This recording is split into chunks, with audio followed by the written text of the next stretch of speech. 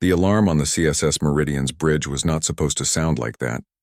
Captain Day One looked up from his reports as the sharp, piercing tone cut through the quiet hum of the ship. His first officer, Commander Velthara, was already at her station, her long fingers moving across the controls with the kind of precision only a Kuthari could manage. "Captain, we are receiving a distress signal," Velthara said. Her voice was calm, but Day One had worked with her long enough to hear the slight tension underneath. "Origin is Vryn," Day One stood up. "The Vryn never called for help. They were one of the oldest species in the Galactic Assembly, masters of space travel for over 50,000 years. Their ships were legends. Their technology was so advanced that most other species could barely understand it. For them to send a distress call meant something had gone very, very wrong. Put it through," Day One said. The main screen flickered, and a face appeared. The Vryn captain looked like his species always did. Tall, with smooth silver skin and large dark eyes that seemed to hold all the wisdom of the universe. But right now those eyes showed something Day One had never seen in a Vryn before. Fear. "This is Captain Thelsoren of the Vryn flagship Luminous Path," the alien said. His voice was steady, but his hands were shaking. "We have suffered a catastrophic failure in our antimatter containment system. We are requesting immediate evacuation assistance from any vessel in range." Day One felt his chest tighten. Antimatter containment failure. That was the worst thing that could happen on any ship. If the magnetic bottles that held the antimatter collapsed completely, the resulting explosion would tear a hole in space itself. "This is Captain Day One of the CSS Meridian. We are changing course to your position now. How long do you have?" There was a pause. Thelsoren looked to someone off-screen, then back. 8 hours. "Perhaps less, and we will be there in 2. "Prepare your crew for you, Captain Day One," Thelsoren interrupted. His face showed confusion now, maybe even disgust. "You are human." "Yes. We cannot accept assistance from a human vessel. Your technology is too primitive. We need a proper rescue ship." Day One felt the anger rise in his chest, but he pushed it down. He had dealt with this attitude before. Humans had only been part of the Galactic Assembly for 200 years. Most of the older species still looked at them like children playing with toys they did not understand. "Captain Thelsoren, we are the only ship in range. The nearest Kuthari or Dolvari vessel is at least 12 hours away." "You do not have 12 hours." Thelsoren's face went even more pale, if that was possible.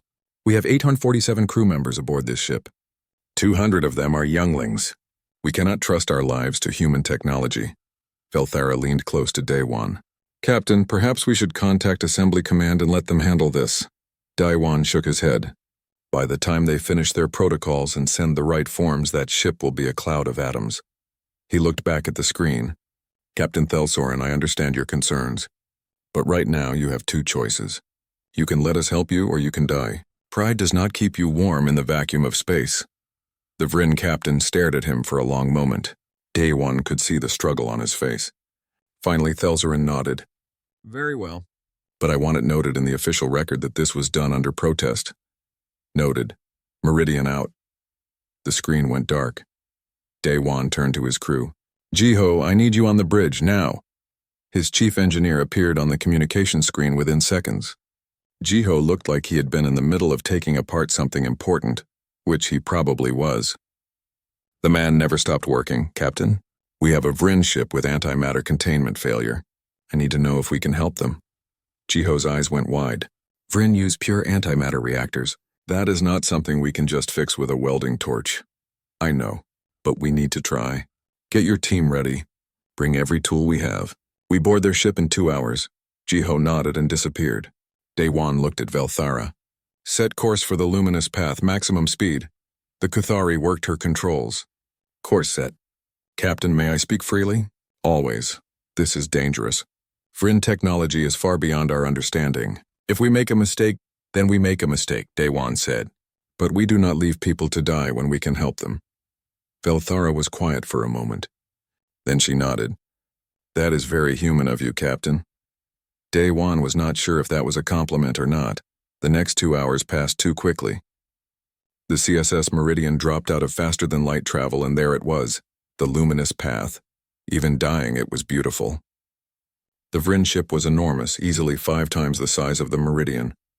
Its hull was made of some kind of crystalline material that caught the light of nearby stars and threw it back in rainbow colors.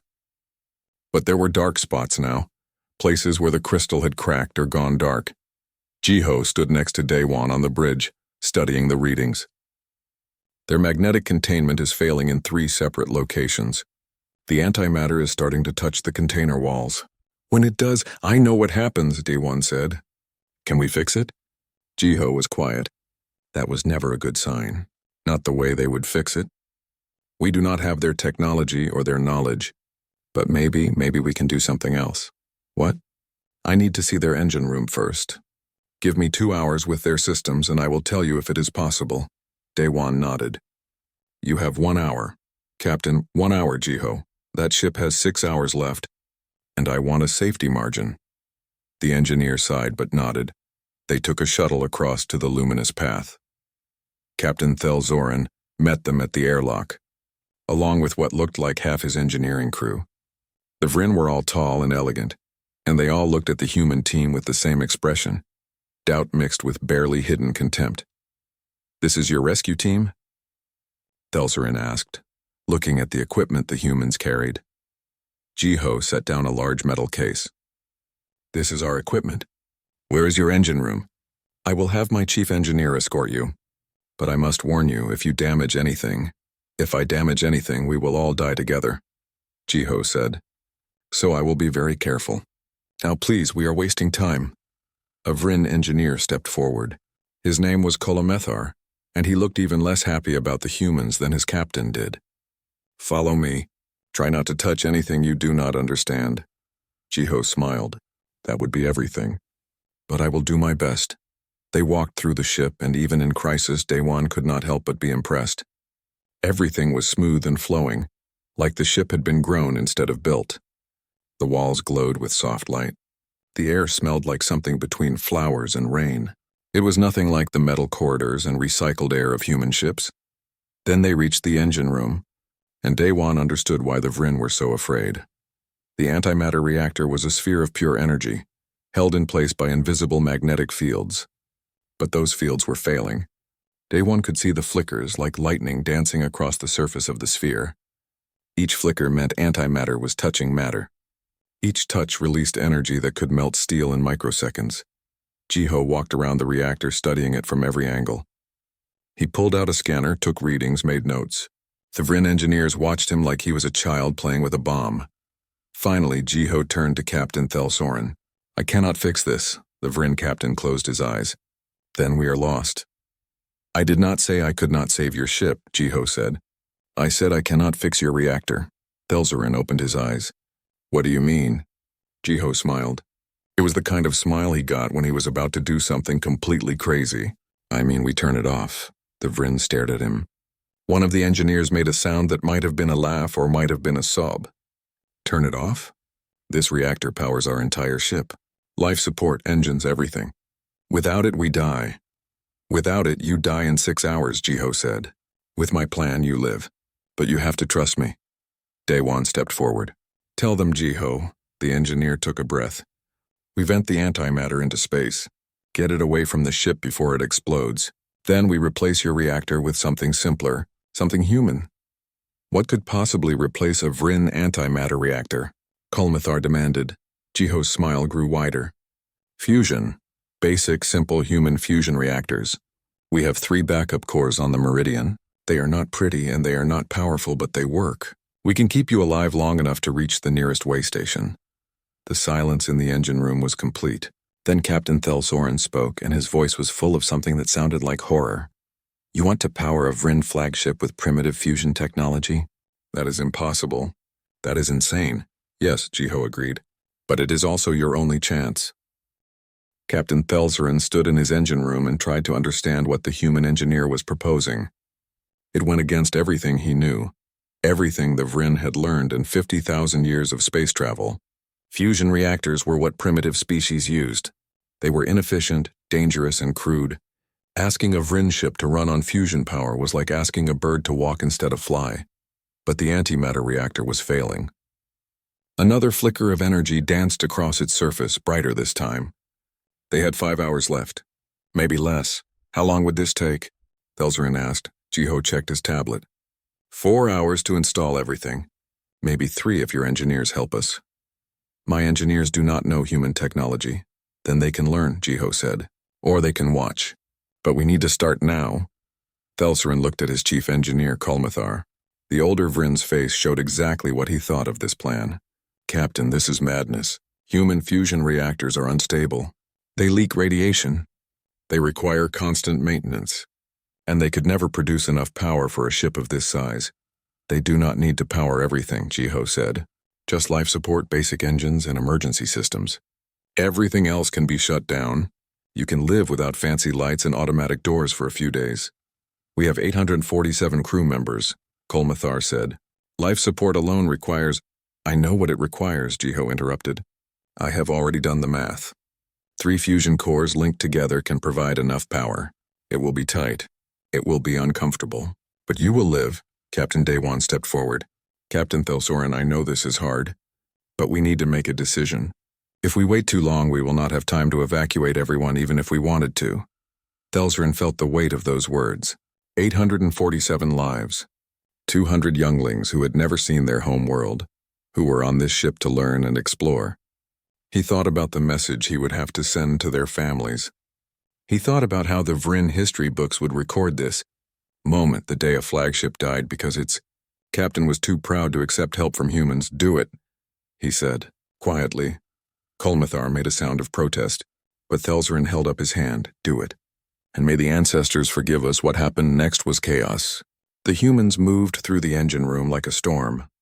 They carried boxes of equipment that looked like they had been built in someone's garage. Plasma welders that sparked and smoked, titanium plates covered in scratches and dents, rolls of something they called carbon fiber tape that looked like it came from a craft store. The Vrin engineers watched in horror as the humans began dismantling access panels and pulling cables. One of them, a human woman named Bora, actually hit a stuck bolt with a hammer. A hammer? On a Vrin flagship, careful with that, a Vrin engineer shouted. Those connections are rated for specific torque levels. Bora looked at him and smiled. So is my hammer. Jiho worked at the center of everything, calling out orders and checking measurements. He had 3 other human engineers with him, and they all seemed to know exactly what to do without being told. They passed tools back and forth, finished each other's sentences, and worked with a speed that made the careful, methodical Vrin uncomfortable. We need to mount the fusion cores here. Here and here, Jiho said, pointing at 3 locations around the engine room. They will feed into the main power distribution network. We bypass the antimatter systems completely. That network uses plasma conduits, Kolmathar said. Your fusion reactors use magnetic containment. They are not compatible. They are now, Jiho said. He held up a strange device that looked like someone had welded 3 different parts together. This is a converter. We built it on the Meridian. It is not pretty, but it works. You built this on the way here. In 2 hours? We had the parts already. We just needed to put them together. Jiho grinned. That is the nice thing about simple technology. It is easy to fix. A human named Myung was working on calculations at a terminal. He was their science officer and he looked worried. Jiho, I am running the numbers again. The power output is going to be close. Very close. How close? 92% of what we need. Maybe 95 if we optimize everything. Then we optimize everything, Jiho said. What about life support? Can we reduce the load? Dr. Hana looked up from where she was studying the ship's biological systems. She was the Meridian's medical officer, but right now she was trying to understand Vrin environmental controls. We can reduce oxygen production by 15% without hurting anyone. The Vrin breathe more efficiently than humans, and we can lower the temperature by 3 degrees. Will that be comfortable? Thelzerin asked. Hana shrugged. You will need to wear a sweater, but you will be alive. The work continued. The humans brought the fusion cores over from the Meridian on cargo shuttles. Each core was a cylinder about 3 meters long, covered in cooling pipes and control systems. They looked ancient compared to the smooth, elegant Vrin technology. But when Jiho powered one up for testing, it hummed to life without hesitation. Beautiful, he said, patting the reactor like it was a pet. Kolmathar stared at it. That thing looks like it is held together with hope and metal scraps. It is, Jiho agreed. But hope is stronger than you think. Mounting the reactors was the hardest part. The Vryn ship was not designed for this kind of retrofit. Every connection had to be adapted. Every cable had to be rerouted. The humans used clamps and brackets and that strange carbon fiber tape, creating a web of connections that made the Vryn engineers cringe. "This is not how engineering is supposed to work," one of them muttered. "This is how human engineering works," Bora said. She was bolting a reactor mount to the wall with what looked like hand tools. "We make do with what we have. We adapt. We improvise. What if it fails? Then we fix it again." She tightened the last bolt and stood back. "There.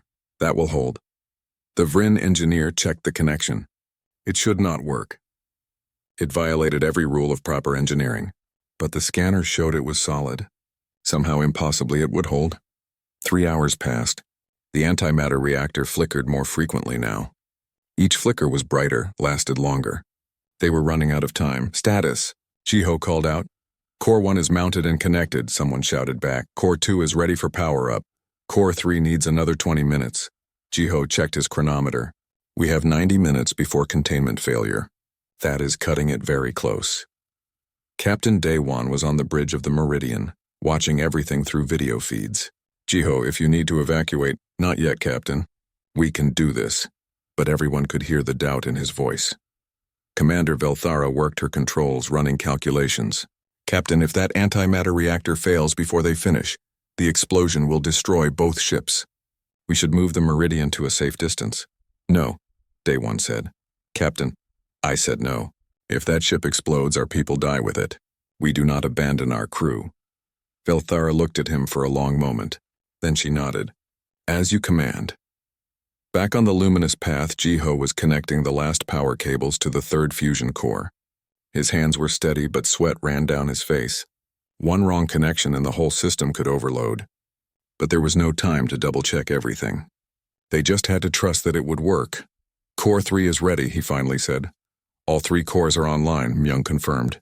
"Power output is at 93% of requirements. We need to shut down non-essential systems." Telsoren gave the orders. All over the ship, lights dimmed. The beautiful holographic displays went dark. Automatic doors stopped working. Even the gentle background music that always played on Vryn ships faded to silence. "Now what?" Telsoren asked. "Now we vent the antimatter," Jiho said. "We open the containment and let it all flow out into space. Far enough away that when it explodes, it cannot hurt us. That will require precise control. If any of it touches the ship—" "I know," Jiho said. "But your engineers can do this. They know this system better than anyone." Kolmathar stepped forward. He still did not trust the humans. He still thought this whole plan was insane. But he was chief engineer of a Vryn flagship and he knew his duty. "I will do it. Give me 2 engineers to help monitor the flow." "Take 4, Jiho said. "I want backups for the backups." The venting process took 30 minutes. Every person on both ships held their breath as antimatter, the most dangerous substance in the universe, flowed through magnetic channels and out into space. One flicker, one moment of field instability, and it would all be over. But Kolmathar's hands were steady. He had spent 40 years working with antimatter systems. He knew every vibration, every sound, every sign of trouble. He guided the venting process with a skill that even the humans had to admire. "Flow is steady," he reported. 50% vented, 75%, 90%. The last of the antimatter left the containment sphere. The Vryn engineer closed the magnetic channels and stepped back. "It is done. The reactor is empty." For a moment, nothing happened. Then through the viewports they saw it. A flash of light in space, impossibly bright, as the vented antimatter touched a piece of cosmic dust. The explosion was beautiful and terrible, a miniature star that bloomed and faded in seconds. If that had happened inside the ship, nothing would have survived. The first day after the fusion reactor installation was harder than anyone expected. The luminous path was alive, but it was struggling. With only 93% of the power they needed, every system had to work perfectly. There was no room for waste, no margin for error. Captain Telsoren stood on his bridge and watched the status displays. Everything was yellow or red. Nothing was the comfortable green he was used to. His crew moved through their duties quietly, still shocked by everything that had happened. "Captain, we have a problem," his operations officer said. Telsoren closed his eyes. Of course they did. "What is it?" The carbon dioxide scrubbers are failing.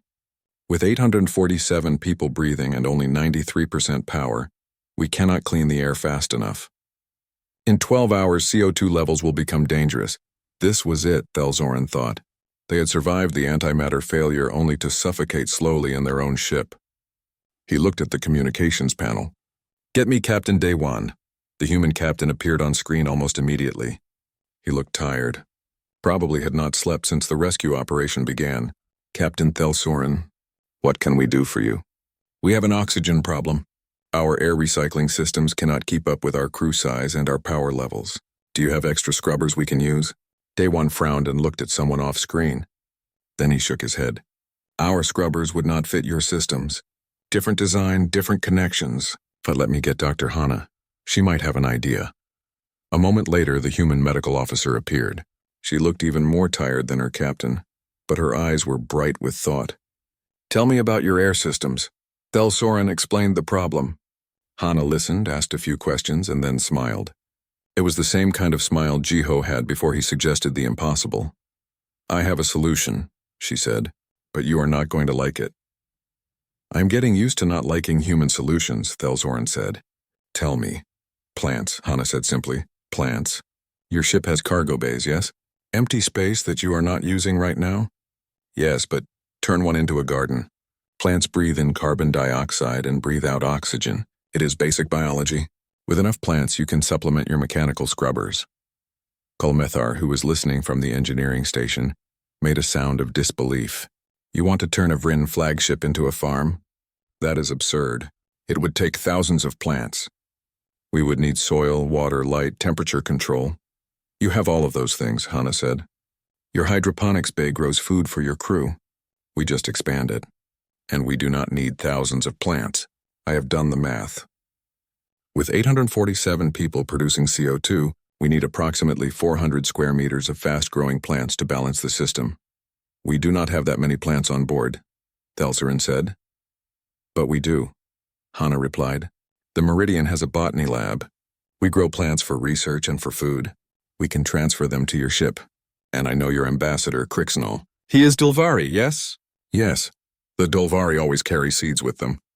It is part of their culture. If he is willing to share, we can grow exactly what we need."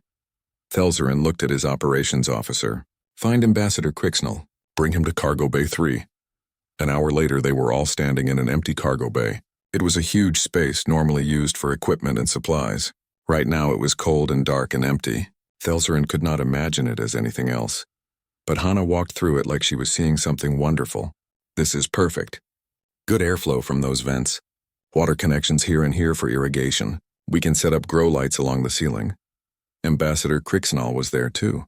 The Dulvari was small and thin, with green-tinted skin and large eyes that always seemed sad. But when Hana explained what they needed, those eyes lit up with joy. "A garden?" he said in his soft voice. "You wish to create a garden on this ship?" "Yes, can you help us?" Crixnall reached into his robes and pulled out a small wooden box. When he opened it, Thelzoran saw hundreds of tiny seeds. "I carry these from my home world. Seeds from the greatest gardens of Dulvar. I would be honored to share them." "We need fast-growing plants," Hana said, looking at the seeds, "something that produces oxygen quickly. These white seeds are kavara grass. It grows very fast and produces much oxygen. These green ones are telna vines. They climb and spread and breathe like small forests. And these purple ones, these are lumera flowers. They are beautiful and they clean the air better than any other plant I know." Hana smiled. "Perfect. Let us start." What happened next surprised everyone. The human crew from the Meridian came over with plants from their botany lab. They brought tomatoes and beans and herbs, carrying them like precious cargo. The Vryn crew watched as the humans and Crixnall began setting up the garden. They used plastic pipes for irrigation, running water from the cargo bay's connections. They hung grow lights from the ceiling using the same brackets and clamps the humans had used for the fusion reactors. They mixed soil in large containers, adding nutrients and checking the composition. It was messy. It was chaotic. It was completely unlike anything the Vryn would have done.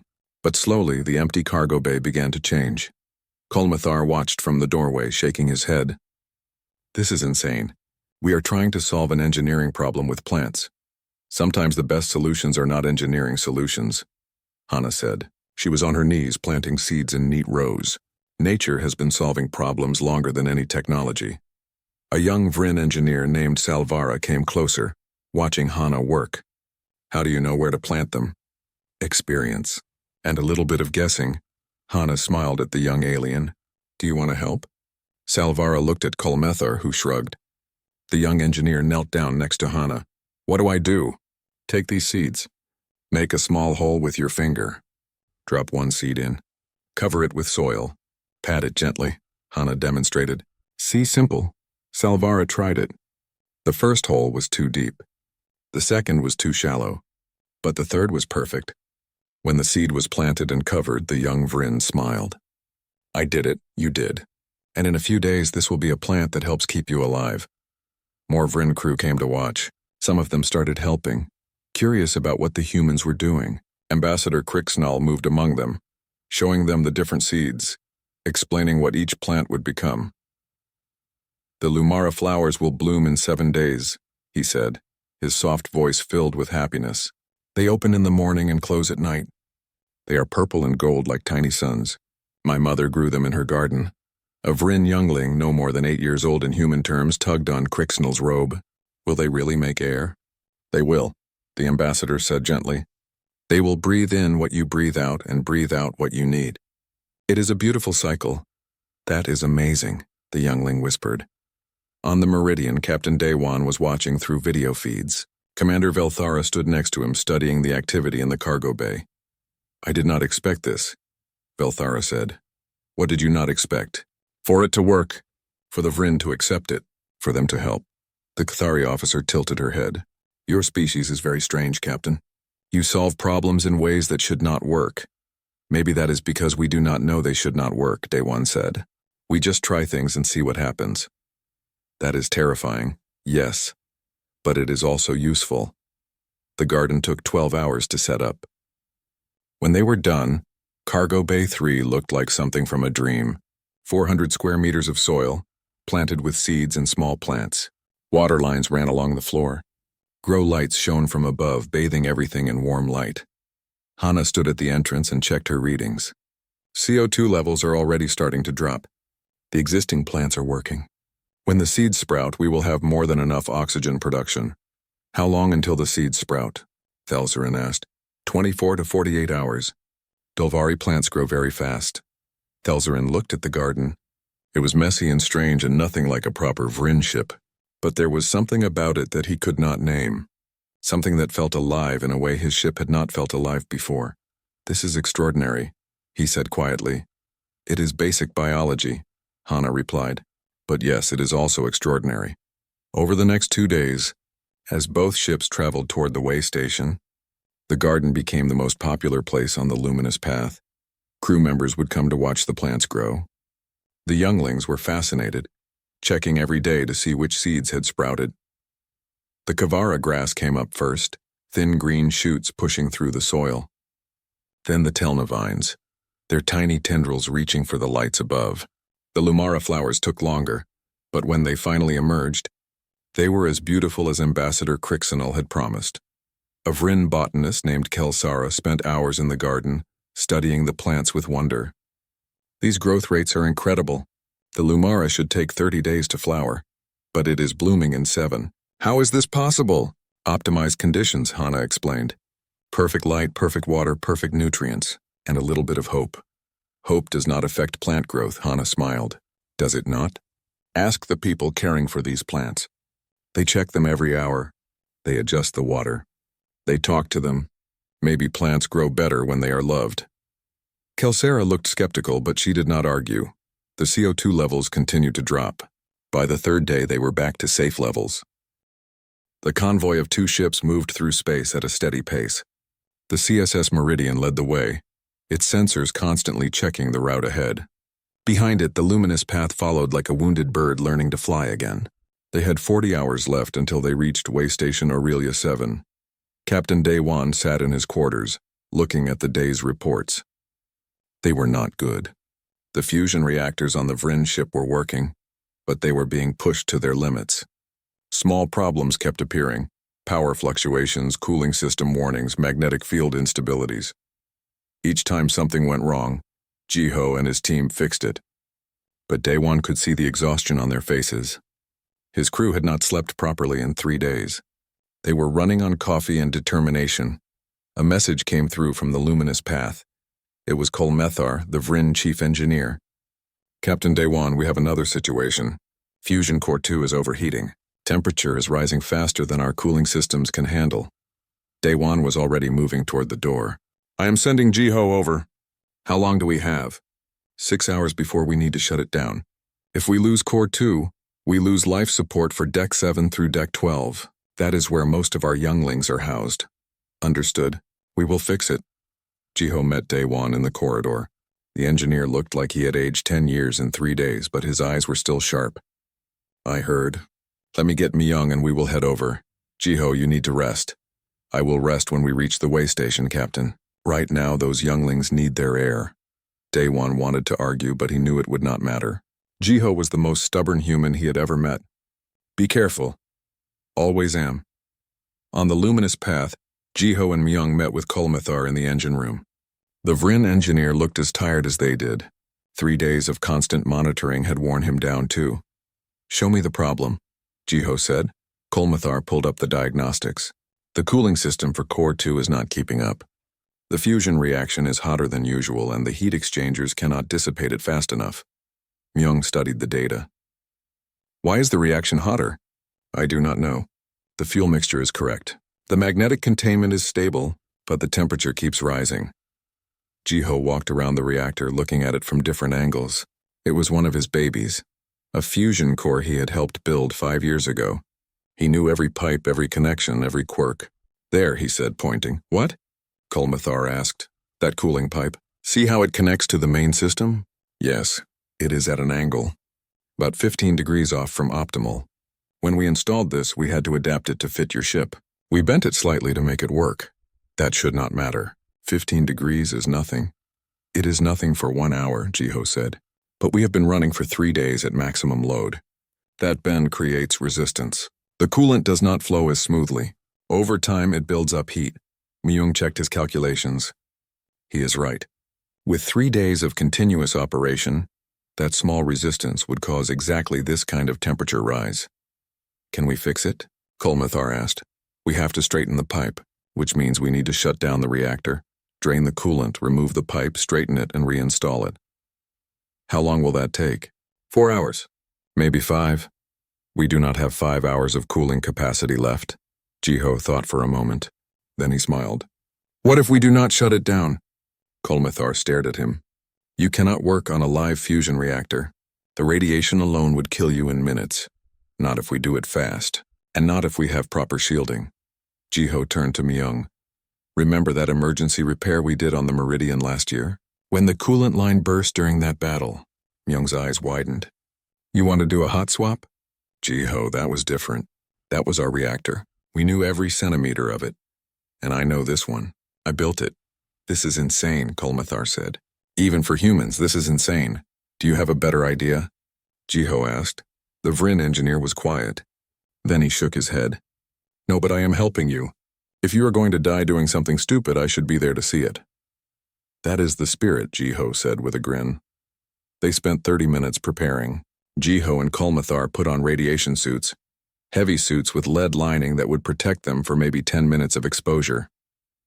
Myung set up the replacement pipe, already bent to the correct angle. Bora prepared emergency shutdown procedures in case everything went wrong. Ready? Jiho asked. Kolmethar checked his suit one more time. I am a Vrin chief engineer. I have worked on antimatter reactors for 40 years. I should not be this nervous about a simple pipe. It is not a simple pipe. It is a simple pipe next to a fusion reaction hot enough to melt steel. Jiho patted him on the shoulder. But we will be fine, probably. That is not reassuring. It is not supposed to be. They entered the reactor chamber. The heat was immediate and intense even through the suits. The fusion core hummed with power, its magnetic fields visible as slight distortions in the air. This close, Jiho could feel the energy radiating from it, the power of a small star contained in a cylinder 3 meters long. Okay, he said, his voice crackling through the suit radio. I will disconnect the old pipe. You have the new one ready to install. We do this fast. How fast? 3 minutes. Maybe 4. After that, the heat will overwhelm our suits. Kulmethar looked at the reactor. He had spent his whole life believing in careful procedures, in taking time to do things right. This went against everything he had ever learned. But he also understood something now. Sometimes there was no time for perfect. Sometimes you just had to trust and move. Let us begin, he said. Jiho's hands moved with practiced speed. He disconnected the first coupling and coolant sprayed out. Not much, but enough to make both of them flinch. The liquid was hot, nearly boiling. He worked through the pain, disconnecting the second coupling, then the third. Pipe is free, he called out. Get ready. Kulmethar moved into position with the new pipe. His hands were shaking, but not from fear. From heat. The temperature inside the chamber was rising fast. Jiho pulled the old pipe away. For a moment, there was no cooling on that section of the reactor at all. The temperature alarm started screaming. But before it could get critical, Kulmethar slid the new pipe into place. Connected, the Vryn engineer shouted. Jiho locked down the couplings. His hands were blistering inside his gloves, but he kept working. First coupling secure, second coupling secure.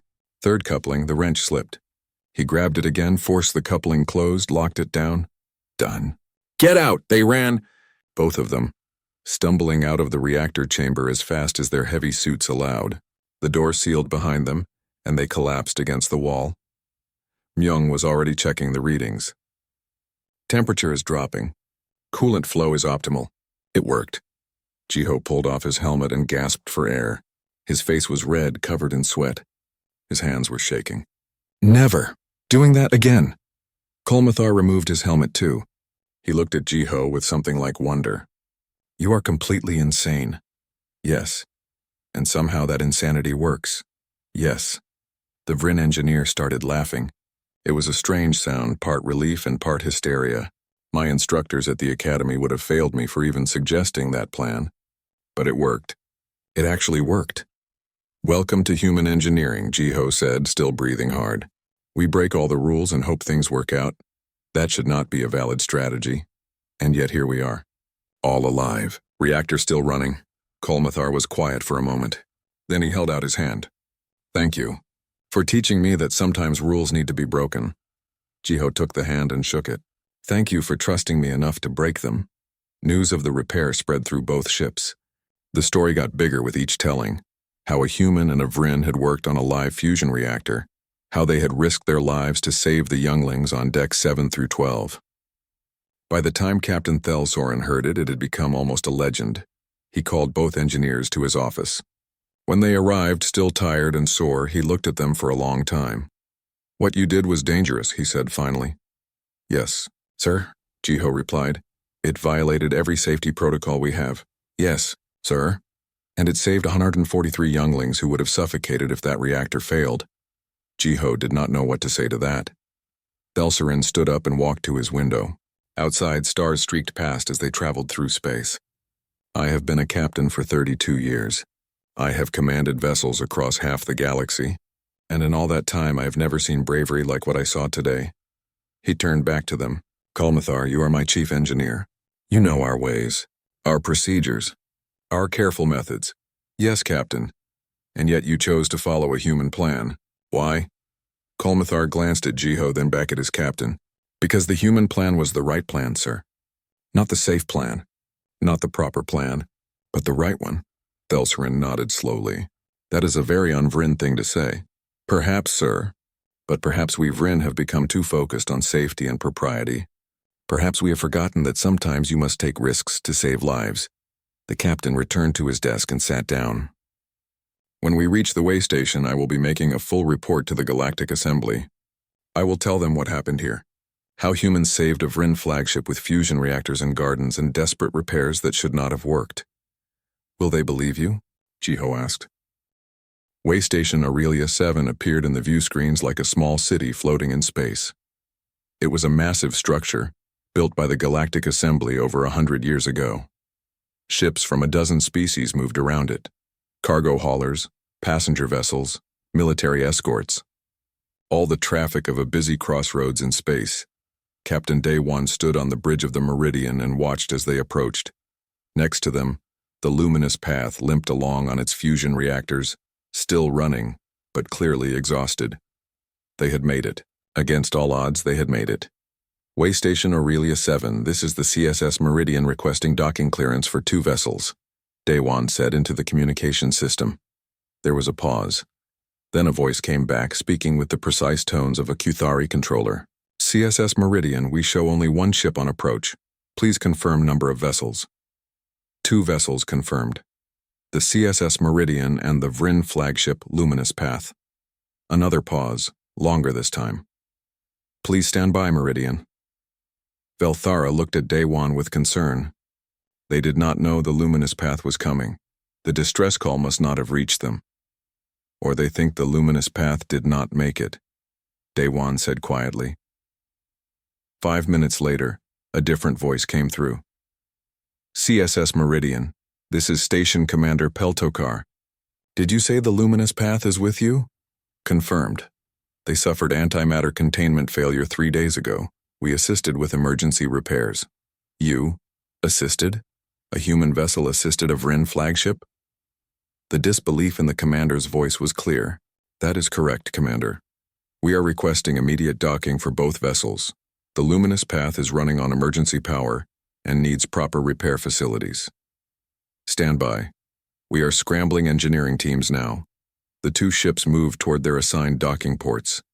As they got closer, Daewon could see other vessels changing their courses to get a better look. Word was spreading fast.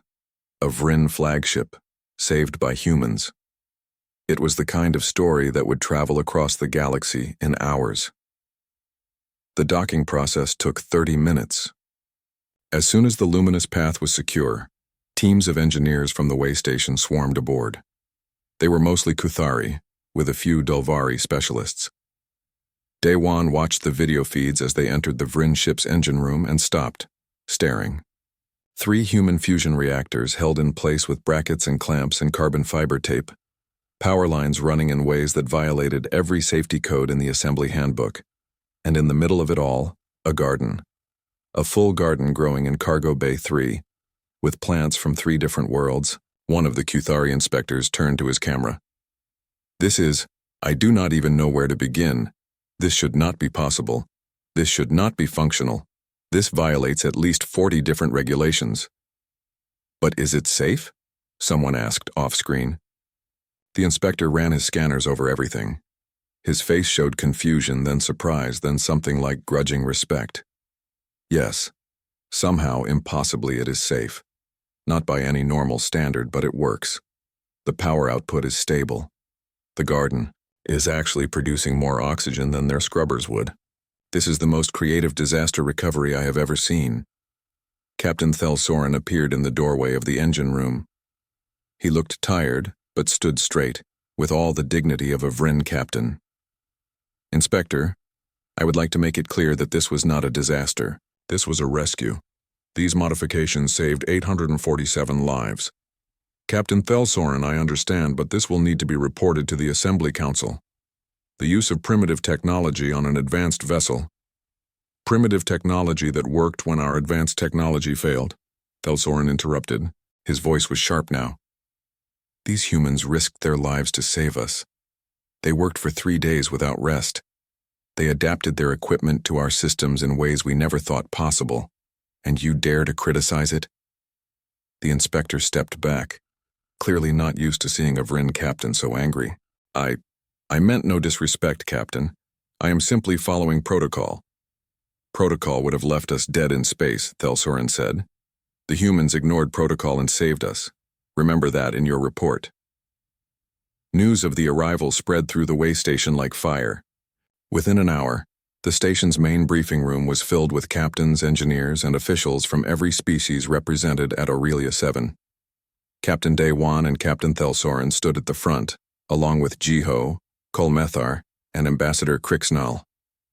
Station Commander Peltokar called for order. He was an older Kuthari, his face marked with the scars of a long career in space. This is an informal inquiry into the events of the past 3 days. Captain Thelsoren, please explain what happened. Thelsoren told the story. The antimatter containment failure. The distress call that only humans answered. The impossible decision to trust a species they had always looked down upon. He spoke clearly and without shame, and Day One respected him for that. When Thelsoren finished, a Dulvari captain raised his hand. "You are saying humans replaced your antimatter reactor with fusion cores. That is impossible. The power differential is too great." "It should be impossible," Thelsoren agreed. "But Engineer Jiho calculated what we needed to survive, not what we needed to be comfortable. He reduced our power consumption by shutting down non-essential systems. And when that was not enough, Dr. Hana created a biological solution using plants." A murmur ran through the room. Plants. Solving a starship crisis with plants. "May I speak?" Jiho asked. Commander Peltoker nodded. "Please." Jiho stepped forward. He looked small compared to most of the aliens in the room, tired and worn from 3 days of impossible work. But when he spoke, his voice was strong. "I know what you are all thinking. Human technology is primitive. Our solutions are crude. We use duct tape and hope instead of proper engineering. And you know what? You are right." That got everyone's attention. "We are right?" someone asked. "Yes. Our technology is not as advanced as yours. We have only been in space for a few hundred years. We still use fusion when you have antimatter. We still have backup systems when you have perfected everything." Jiho paused. "But here is what we also have. We remember how to survive when things go wrong." He activated a holographic display. It showed Earth, humanity's homeworld. "This is our planet. For most of our history, we nearly destroyed it. Wars, pollution, climate change. We came very close to extinction at least 3 times. And each time we survived by adapting. By learning to make do with what we had. By finding new solutions when the old ones failed. The image changed to show human ships, human stations, human technology. All of it looked rough compared to the sleek vessels of the older species. You look at our ships and see inferior technology. We look at our ships and see survival tools. Every backup system, every redundancy, every crude repair technique. Those exist because we learned the hard way that perfect systems can fail. And when they do, you need to know how to fix things with whatever you have." A Vryn official stood up. "Are you saying our technology is flawed?" "No," Jiho said. "I am saying your technology is perfect, and that is the problem." The room went silent. When everything works perfectly all the time, you forget how to handle it when it does not work. You forget how to improvise, how to adapt, how to take risks. Jiho looked directly at Thelsoren. The luminous path had the most advanced reactor in the galaxy. But when it failed, your crew did not know what to do. Not because they were not skilled, but because they had never needed to do anything except maintain perfection. Kolamathar stepped forward. "Engineer Jiho is correct. When the crisis began, I thought only of proper procedures and official protocols. I could not imagine any solution that did not involve replacing the antimatter system with an identical antimatter system. The humans showed me that there are always other options. You just have to be willing to look for them." Ambassador Crixnall raised his gentle voice. "If I may add something, what the humans did was not just engineering, it was wisdom. When they created the garden on the luminous path, they reminded us that nature has been solving problems like oxygen production for billions of years.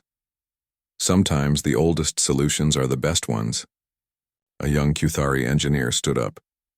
"But surely we cannot adopt human methods wholesale. Their approach is chaotic, uncontrolled, dangerous." "Yes," Day One said, speaking for the first time. "It is all of those things, but it is also effective. And in a crisis, effective matters more than perfect." He looked around the room, meeting the eyes of captains and officials from species that had been traveling space for thousands of years before humans even invented the wheel. "We do not ask you to abandon your methods," Day One continued. "Your technology is superior to ours in almost every way. But maybe, just maybe, there is value in learning from a species that has survived by adapting instead of perfecting. A species that refuses to accept impossible as a final answer. Commander Peltokar stood up. This will need to be reviewed by the Assembly Council. But speaking personally, I believe what happened here is significant. Captain Thelsoren, do you have any closing thoughts? The Vryn captain stood. He reached into his uniform and pulled out something small, a medal of honor from his home world. It was a beautiful thing, made of crystal that caught the light and threw rainbows across the room. This honor is given to those who display exceptional service to the Vryn people, Thelsoren said. He walked over to Jiho.